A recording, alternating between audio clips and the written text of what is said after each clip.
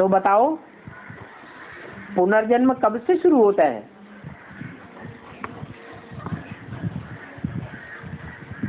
पुनर्जन्म की भी शुरुआत आखिर कब से?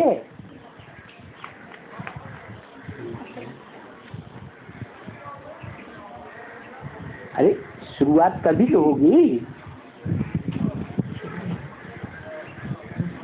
सृष्टि की आदि तो होती नहीं, सृष्टि तो अनादि है। जो अनादि सृष्टि है उसमें जन्म की शुरुआत कब कहें? पहला जन्म कब?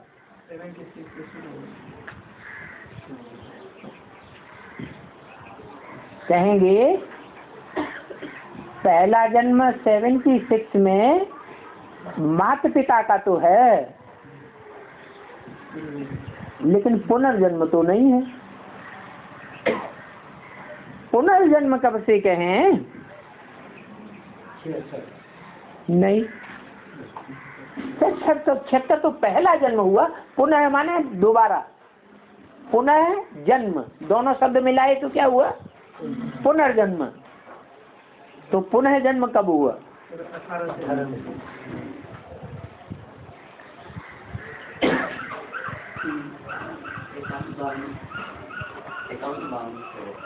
इक्यावन बावन क्यों?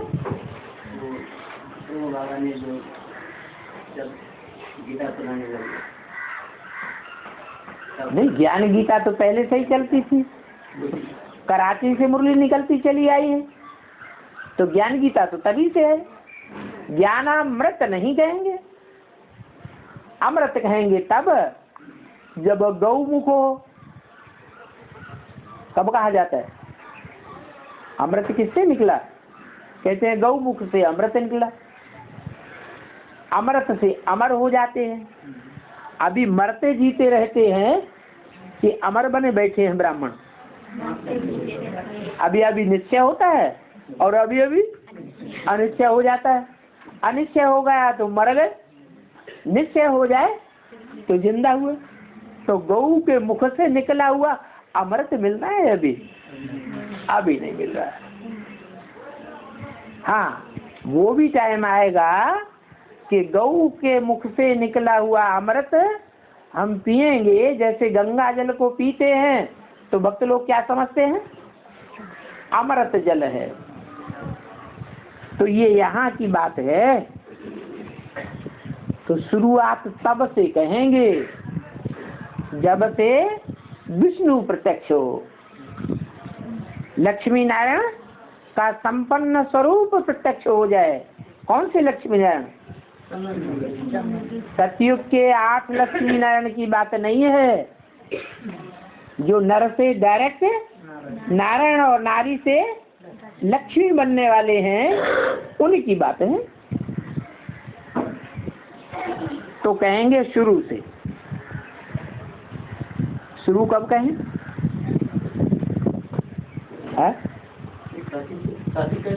नहीं, शुरू कब कहें? 18? ये तो पुराना हो गया। जैसे हम 2018 कहेंगे, ये पुराना है या नया है? ये संवत पुराना है या नया है? ये तो पुराने को नया कैसे कह देंगे?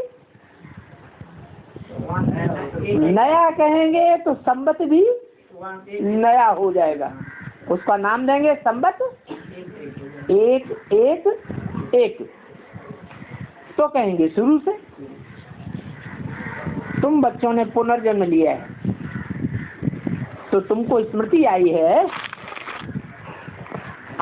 स्मृति कि विक्रमी संवत कौन सा है?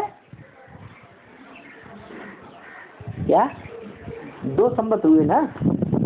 एक तो हुआ विक्रमी संवत, द्वापर के आदि से, जब से विक्रम शुरू हुए है, और एक है विक्रम संवत। विक्रमों के ऊपर जीत पहन ली तो स्मृति आई। हर बात की तुमको स्मृति दिलाते हैं पहले पहले तुम सो देवता थे। कब पहले पहले? सृष्टि के आदिकाल में तुम सो देवता थे।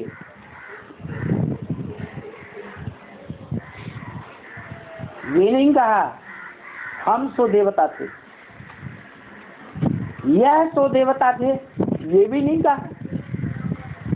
वे सो देवता थे, वो दूसरे धर्म वाले, ये भी नहीं कहा। क्या कहा? तुम सो देवता थे। फिर तुम कैसे सीढ़ी नीचे उतर गए? वो ही नीचे उतरे हुए अभी फिर तुम देवता बनते हो। तो समझो, जो पहले पहले जन्म में आए होंगे वो ही 84 के चक्र में आ जाएंगे।